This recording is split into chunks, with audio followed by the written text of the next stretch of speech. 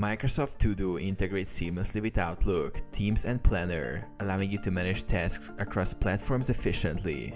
Microsoft To Do with Outlook. Sync tasks. Any tasks you create in Outlook automatically appear in Microsoft To Do. Similarly, tasks added in To Do sync with Outlook tasks. You can set due dates, reminders, and categorize tasks for easy access. Create tasks from emails. In Outlook, you can flag emails to turn them into tasks.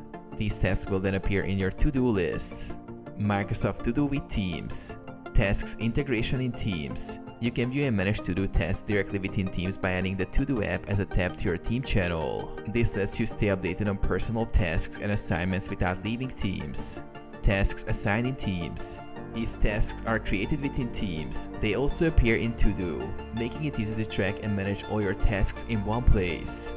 Microsoft To Do with Planner. Sync with Planner. Tasks assigned to you in Microsoft Planner will show up in To Do, giving you a consolidated view of personal and team tasks.